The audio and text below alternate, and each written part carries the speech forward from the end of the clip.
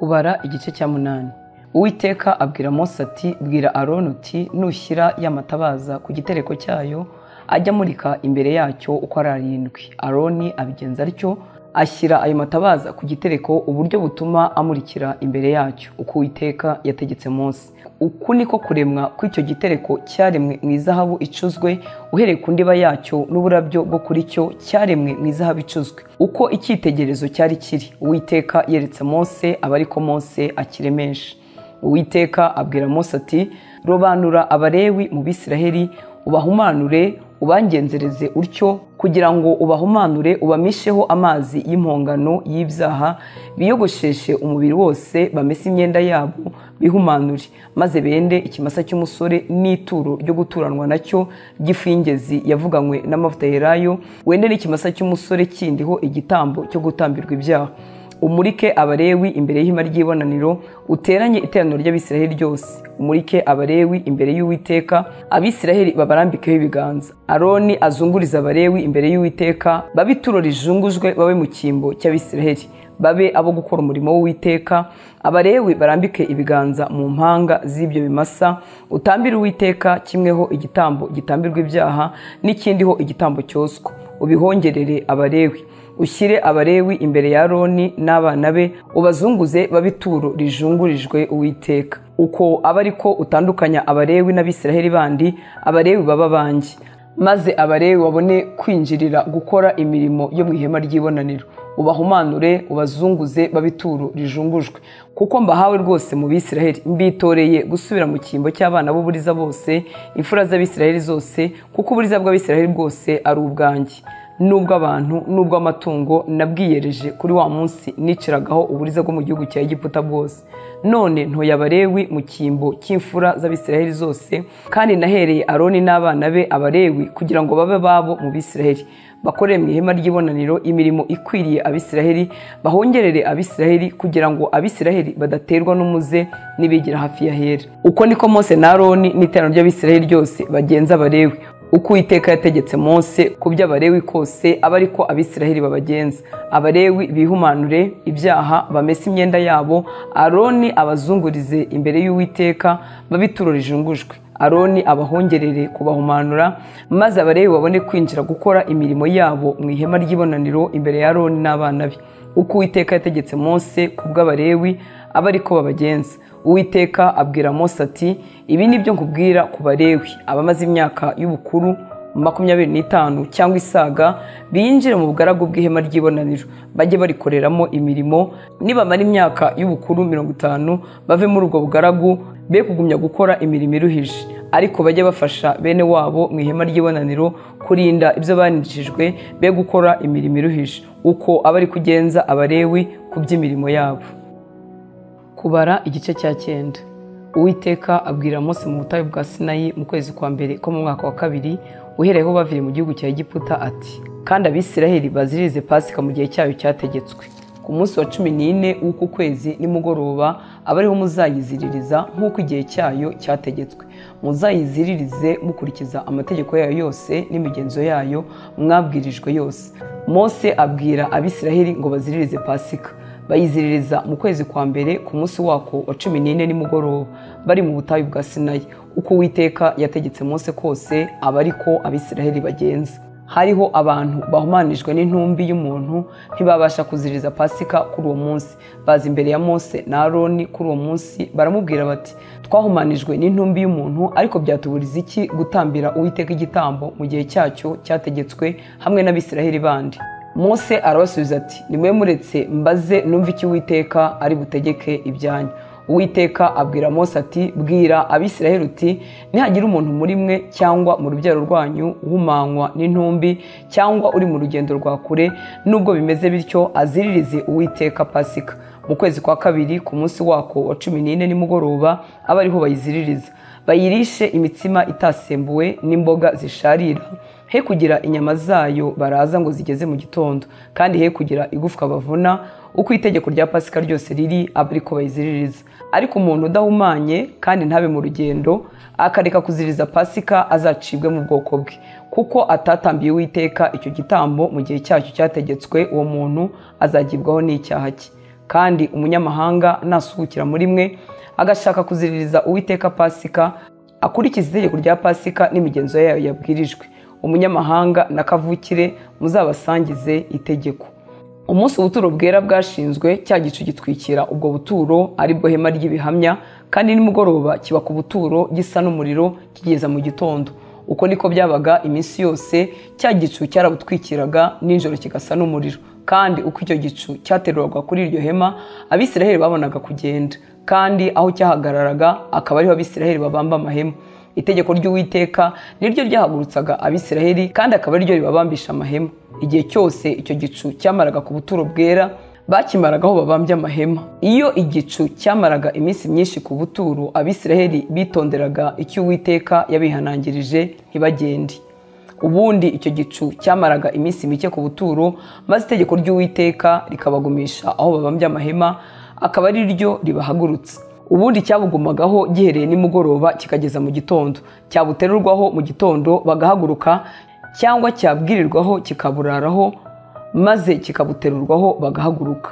Naho yaba iminsi 2 cyangwa ukwezi cyangwa umwaka, iyo icyo gicu cyatindaga ku buturo bwera kikabugumaho, Abisiraheli bagumagaho babambye amahema ntibagende, maze cyabuterurwaho bagahaguruka bakagenda. Itegeko ry'Uwiteka niryo ryababambishaga amahema, kandi akaba ari ryo ribahagurutsa. Bitonderaga ibyo Uwiteka yabihanangirije, uko Uwiteka yabategekeye mu kanwa ka Mose.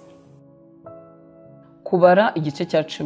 Uwiteka abwira Mose ati, rema amakondera 2 mu ifeza icuzwe, uyareme mu ifeza icuzwe, akubere ayo guhamagaza iteraniro n'ayo guhagurutsa ab'ibyiciro by'amahema. Uko bazayavuza, iteraniro ryose rijye riguteraniraho ku muryango w'ihema ry'ibonaniro. Nibavuza rimwe risa, babatware abakuru b'ibihumbi by'Abisiraheli bajye baguteraniraho. Kandi nimuvuza ijwi rirenga, ibyiciro byo mu ruhande rw'iburasirazuba bijye bihaguruka. Nimwongera kuvuza ijwi rirenga, ibyiciro byo mu ruhande rw'ikusi bijye bihaguruka. Ijwi rirenga bajye barivugiriza kubahagurutsa. Ariko nimushaka guteranya iteraniro, mujye muvuza ayo makondera, ariko ntimukayavuze ijwi rirenga rirandaza. Bene Aroni abatambyi bajye bavuza ayo makondera, bibabera itegeko ridakuka mu bihe byanyu byose. Kandi nimutabara mu gihugu cyanyu gutera ababisha babagirira nabi, muzajye muvuza ayo makondera ijwi rirenga rirandaza. Nuko muzibukwa n'Uwiteka Imana yanyu, mukizwe ababisha banyu. Kandi mu gihe cy'umunezero wanyu no mu minsi mikuru yanyu no mu mboneko z'amezi yanyu, mujye muvuza ayo makondera mu itamba ry'ibitambo byanyu by'uko muri amahoro. Nuko azababera urwibutso rubibukisha imbere y'Imana yanyu. Ndi Uwiteka Imana yanyu. Mu mwaka wa 2 mu kwezi kwawo kwa 2 ku munsi wako wa 20, cya gicu giterurwa ku buturo bw'ibihamya. Abisiraheli barahaguruka bava mu butayu bwa Sinayi bakurikije ibyo bari bategetswe by'urugendo. Icyo gicu gihagarara mu butayu bwa Parani. Uko niko guhaguruka kwabo kwa mbere, bagenda uko bategekewe n'Uwiteka mu kanwa ka Mose. Habanza guhaguruka ibendera ry'icyiciro cy'Abayuda nk'uko imitwe yabiri. Umutware w'umutwe w'Abayuda yari Nahashoni mwene Abinadabu. Umutware w'umutwe w'umuryango w'Abisakari yari Netaneli mwene Suwari. Umutware w'umutwe w'umuryango w'Abazebuluni yari Eliyabu mwene Heroni. Ubuturo bwera burashingurwa, Abagerushoni n'Abamerari bagenda baburemerewe. Ibendera ry'icyiciro cy'Abarubeni rihaguruka nk'uko imitwe yabiri. Umutware w'umutwe w'Abarubeni yari Elisuri mwene Sheduweli. Umutware w'umutwe w'umuryango w'Abasimeyoni yari Sherumiyeli mwene Surishadayi. Umutware w'umutwe w'umuryango w'Abagadi yari Eliyazafu mwene Deweli. Abakohati bahaguruka baremerewe iby'ahera, basanga ubuturo bamaze kubushinga. Ibendera ry'icyiciro cy'Abefurayimu rihaguruka nk'uko imitwe yabiri. Umutware w'umutwe w'Abefurayimu yari Elishamu mwene Amihudi. Umutware w'umutwe w'umuryango w'Abamanase yari Gamariyeli mwene Pedasuri. Umutware w'umutwe w'umuryango w'Ababenyamini yari Abidani mwene Gideyoni. Ibendera ry'icyiciro cy'Abadani riba ryo risezera ibyiciro byose, rihaguruka nk'uko imitwe yabiri. Umutware w'umutwe w'Abadani yari Ahiyezeri mwene Amishadayi. Umutware w'umutwe w'umuryango w'Abasheri yari Pagiyeli mwene Okirani. Umutware w'umutwe w'Abanafutali yari Ahira mwene Enani. Uko abariko Abisiraheli bakurikirana mu rugendo nk'uko imitwe yabiri, uko abariko bahaguruka. Mose abwira Hobabu mwene Reweli umumidiyani sebukwe wa Mose ati turajya mu gihugu Uwiteka yatubwiye ko azaduha, ngwino tujyane tukugirire ibyiza kuko Uwiteka yasezeranyije kugira Abisiraheli neza. Aramusubiza ati ntituri bujyane, ahubwo ndasubira mu gihugu cyacu muri bene wacu. Aramubwira ati ndakwinginze widusiga kuko uzi yuko tugiye kujya tubamba amahema mu butayu, nawe uzaba amaso yacu, kandi nujyana natwe ibyiza Uwiteka azatugirira natwe tuzabikugirira. Barahaguruka bava ku musozi w'Uwiteka bagenda urugendo rw'iminsi 3. Isanduku y'isezerano ry'Uwiteka ibajya imbere, igenda urugendo rw'iminsi 3 ibashakira aho gusibira. Cya gicu cy'Uwiteka cyabaga hejuru yabo ku manywa iyo bahagurukaga bakabambura. Uko iyo sanduku yahagurukaga, Mose yaravugaga ati Uwiteka haguruka ababisha bawe batatane, abanzi bawe baguhunge. Yahagarara akavuga ati Uwiteka garukira inzovu z'ibihumbi by'Abisiraheli. Kubara igice cya 11. Ubwo bwoko buritotomba, Uwiteka yumva ko ari bibi. Abyumvise uburakari bwe burakongezwa, umuriro w'Uwiteka wicana muri bo, ukongora abo ku iherezo ry'amagando yabo. Abantu batakira Mose asenga Uwiteka, uwo muriro urazima. Aho hantu bahita Tabera kuko umuriro w'Uwiteka wicanye muri bo. Abanyamahanga y'ikivange bari hagati y'Abisiraheli batangira kwifuza. Abisiraheli nabo bongera kurira baravuga bati ninde uzaduha inyama zo kurya, twibutse ya mafi twariraga ubusa tukiri muri Egiputa, n'amadegede n'amapapayi n'ubutunguru bw'ibibabi by'ibibati n'ubutunguru bw'ibijumba n'udutunguru 10. Ariko none turumye, ntacyo dufite, nta kindi tureba kitari manu. Maniyo yasaga n'utubuto tw'ibyatsi byitwa gadi, ishusho yayo yasaga n'iy'ubushishi buva ku giti bwitwa budora. Abantu barazereraga bakayiteranya, bakayisya cyangwa bakayisekura, bakayiteka mu nkono, bakayihindura udutsima. Kuryoha kwayo kwari nk'udutsima twavuganywe n'amavuta yerayo. Ikime n'injoro cyatonda aho babambye amahema, mani gatondana nacyo. Mose yumva abantu barira, umuntu wese arirana n'inzu ye, barira mu miryango y'amahema yabo. Uburakari bw'Uwiteka bukongezwa cyane bibabaza Mose. Mose abwira Uwiteka ati niki gituma ugirira nabi umugaragu wawe? Niki kimbujije kukugiraho umugisha ukanyikoreza aba bantu bose h'umutwaro? Nasamye inda y'ubu bwoko bwose, ninjye wababyaye kuntegeka kubaterura nkabatengamatira mu gituza nk'uko umurezi w'umugabo atengamatira umwana wonka, nkabajyana mu gihugu wasezeranije basekuruza. Nakurahe inyama zo kugaburira ubu bwoko bwose ko bandirira imbere bati duha inyama tuzirye? Sinabasha guheka ubu bwoko bwose njyenyine kuko buremereye simbushobore. Niba ungenza utyo ndakwinginze nyica mveho, niba nkugireho umugisha ne kubona ibyago byanjye. Uwiteka abwira Mose ati nteraniriza abagabo 70 bo mu bakuru b'Abisiraheli, abuze ko ari abakuru b'abantu koko n'abatware babo, ubazane ku ihema ry'ibonaniro bahagaraneyo nawe, nanjye ndibumanuke mvuganireyo nawe, nende ku mwuka ukuriho mubashyireho. Nabo bazajya bahekana nawe uwo mutwaro w'abantu, we kuheka wenyine.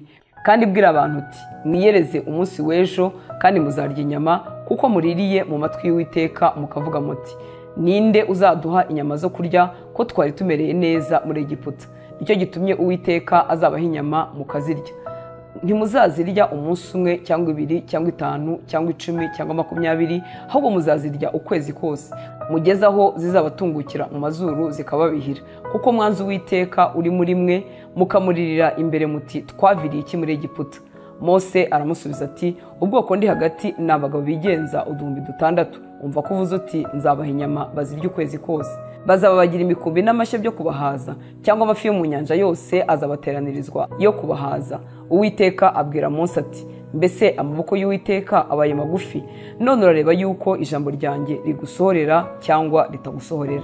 Mose arasohoka abwira abantu aya magambo y'Uwiteka, kandi ateranya abagabo 70 bo mu bakuru b'abantu abagotesha ihema rye. Uwiteka amanukira muri cya gicu avugana nawe, yenda ku mwuka umuriho amushyira kuri abo bakuru uko ari 70, nuko umwuka abagugiyeho barahanura bagarukirizaho. Maze mu ngando zabo hasigara abagabo 2, umwe yitwa Eludadi undi yitwa Medadi. Umwuka abagaho kandi bari mu mubare w'abanditswe, ariko batavuye aho ngo bajye ku ihema ryera, bahanurira aho mu ngando. Umuhungu w'umusore agenda yiruka abwira Mose ati Eludadi na Medadi barahanurira mu ngando. Yosuwa mwene Nuni wari umufasha wa Mose uhereye mu busore bwe aramubwira ati databuja Mose babuze. Mose aramubaza ati ninjye urwaniye ishyaka? icyampa ab'ubwoko bw'Uwiteka bose bakaba abahanuzi, Uwiteka akabashyiraho umwuka we. Mose asubirana mu ngando n'abakuru ba Isiraheli. Umuyaga uturuka ku Uwiteka uzana inturumbutsi zivuye ku nyanja, uzigusha aho babambye amahema n'impande zose, zigeza aho umuntu yagenda urugendo rw'umunsi umwe. Ikirundo cyazo kireshya n'intambwe enye z'intoki. Abantu barahaguruka biriza uwo munsi bazitoragura bakesha ijoro. Biriza n'undi munsi, uwatoraguye nke aba atoraguye homeri 10, bazanika hose impande zose n'ingando zabo. Inyama bakizishinze amenyo bataramara kuzitapfuna, uburakari bw'Uwiteka bukongerezwa abantu, abatera mugiga ikomeye. Aho hantu bahita Kibiroti Hatava, kuko ariho bahambye abifuzaga. Abantu bahaguruka Ikibiroti Hatava bajya i Haseroti, bahamara iminsi. Kubara igice cya 12. Miriyamu na Aroni banegura Mose kuba umunyetiyopiyakazi yarongoye. Koko yari yararongoye umunyetiyopiyakazi. Baravugana bati, ni ukuri Uwiteka avugira mu kanwa ka Mose musa, twe nta tuvugiramo? Uwiteka arabyumva. Kandi uwo mugabo Mose yari umugwaneza urusha abantu bo mu isi bose. Uwiteka atungura Mose na Aroni na Miriyamu ati, nimusohoka muri batatu muze ku ihema ry'ibonaniro. Barasohoka uko ari batatu. Uwiteka amanukira mu nkingi y'igicu, ahagarara mu muryango w'ihema ryera, ahamagara Aroni na Miriyamu, bombi baraza. Arababwira ati, nimwumve amagambo yanjye, niba muri mwe hazabamo umuhanuzi, mwiyerekwa niho Uwiteka nzamwimenyeshereza, mu nzozi niho nzavuganira nawe. Umugaragu wanjye Mose siko ameze, akiranuka mu rugo rwanjye hose. Wowe tujya twivuganira n'akanwa kacu neruye, atari mu migani, kandi ishusho y'Uwiteka ajya ayibona. Nuko niki cyabatinyuye kunegura umugaragu wanjye Mose? Bikongereza uburakari bw'Uwiteka, aragenda. Cya gicu kiva hejuru y'ihema ryera kiragenda. Miriyamu asesa ibibembe byera nk'urubura. Aroni ahindukirira Miriyamu, abona ashesha ibibembe. Aroni abwira Mose ati, databuja ndakwinginze, we kudushyirishaho igihano cy'icyaha twakoreshejwe n'ubupfu tukizanira urubanza. Ndakwinginze ye kumera nk'igihwereye kivutse kiboze mu ruhande rumwe. Mose atakira Uwiteka ati, Mana ndakwinginze mukize. Uwiteka asubiza Mose ati, iyaba se yamuciriye mu maso gusa, ntiyakozwe n'isoni iminsi 7, bamukingiranire inyuma y'ingando z'amahema, amara iminsi 7 abone kuhagarurwa. Bakingiranira Miriyamu inyuma y'ingando, amara iminsi 7, ubwo bwoko ntibwahaguruka Miriyamu atarahagarurwa. Nyuma ubwo bwoko burahaguruka buva Haseroti, bubamba amahema mu butayu bwa Parani. Kubara igice cya 13. Uwiteka abwira Mose ati, tuma abantu batata igihugu cy'i Kanani, icyo mpa Abisiraheli. Ukure umuntu mu muryango w'abasekuruza wose, umuntu wese ari umutware wabo. Mose abatuma ari mu butayu bwa Parani uko Uwiteka yategetse. Abo yatumye bose bari abatware b'Abisiraheli. Aya niyo mazina yabo. Mu muryango wa Rubeni hatumwa Shamuwa mwene Zakuri. Mu muryango wa Simeoni hatumwa Shafati mwene Hori. Mu muryango wa Yuda hatumwa Karebu mwene Yefune. Mu muryango wa Isakari hatumwa Igaru mwene Yozefu. Mu muryango wa Efurayimu hatumwa Hoseya mwene Nuni. Mu muryango wa Benyamini hatumwa Paruti mwene Rafu. Mu muryango wa Zebuluni hatumwa Gadiyeli mwene Sodi. Mu muryango wa Yozefu niwo muryango wa Manase hatumwa Gadi mwene Susi. Mu muryango wa Dani hatumwa Amiyeli mwene Gemari. Mu muryango wa Asheri hatumwa Seturi mwene Mikayeli. Mu muryango wa Nafutali hatumwa Nakibi mwene Vofusi. Mu muryango wa Gadi hatumwa Geweri mwene Maki. Ayo niyo mazina y'abantu Mose yatumye gutata icyo gihugu. Mose yita Hoseya mwene Nuni Yosuwa. Mose abatuma gutata igihugu cy'i Kanani, arababwira ati, nimuzamukire muri iyi nzira ica i Negebu, muzamuke mu gihugu cy'imisozi miremire, mutate igihugu mumenye uko kimeze, n'abantu bagituyemo mumenye yuko ari abanyamaboko cyangwa ari abanyamaboko make, kandi yuko ari bake cyangwa ari benshi, n'igihugu batuyemo yuko ari cyiza cyangwa ari kibi, n'imidugudu batuyemo uko imeze, yuko itagoteshejwe inkike z'amabuye cyangwa izigoteshejwe, n'ubutaka bw'icyo gihugu uko bumeze, yuko bwera cyangwa burumbu, kandi yuko igihugu kirimo ibiti cyangwa bitarimo. Mushire ubwoba muzane ku mbuto z'icyo gihugu. Icyo gihe cyari igihe inzabibu za mbere zihishiriza. Nuko barazamuka batata icyo gihugu, bahereye mu butayu bwa Zini bageza i Rehobu ihereranye n'urugabano rw'i Hamati. barazamuka banyura Negebu bagera i Heburoni. Abanaki na Himani na Sheshayi na Talumayi bari bariyo. Heburoni hamaze imyaka 7 hubatswe. Sowani yo muri Egiputa irubakwa. Bagera mu gikombe cya Eshikoli batemayo ishami ririho iseri rimwe ry'inzabibu. Abantu 2 bariheka ku giti kandi bazana ku makomamanga no ku mbuto z'imitini. Aho hantu hitirwa igikombe cya Eshikoli. Iryo seri Abisiraheli batemyeyo. Bamaze gutata igihugu bagaruka hashize iminsi 40. Basohoye basanga Mose na Aroni n'iteraniro ry'Abisiraheli ryose i Kadeshi ubutayu bwa Parani. Bababwirana n'iteraniro ryose ibyo babonye. Babereka za mbuto z'igihugu. Batekereza Mose bati, twageze mu gihugu wadutumyemo, ni ukuri koko ni icy'amata n'ubuki, ngizi imbuto zacyo.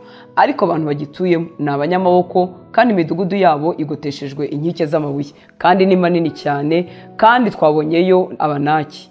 Abamaleki batuye mu gihugu cy'Inegebu, Abaheti n'Abayebusi n'Abamori batuye mu misozi, Abanyakanani batuye ku nyanja no mu bibaya bya Yorodani. Kalebu ahoreza abantu imbere ya Mose ati, tuzamuke nonaha twahindure kuko tubasha rwose kuhatsinda. Maze abantu bari bajyanye nawe baravuga bati, ntitwabasha kuzamuka ngo turwanye abo bantu kuko baturusha amaboko. Babarira Abisiraheli inkuru y'incamugongo y'igihugu batase bati, igihugu twanyuzemo tugitata ni igihugu cy'umwiryane, kandi abantu twakibonyemo bose ni barebare, kandi twabonyemo abantu barebare banini. Abanaki bakomotse mu bantu barebare banini, twibonaga tubamezeho nk'inzige, nabo bakabona tumeze nkazo.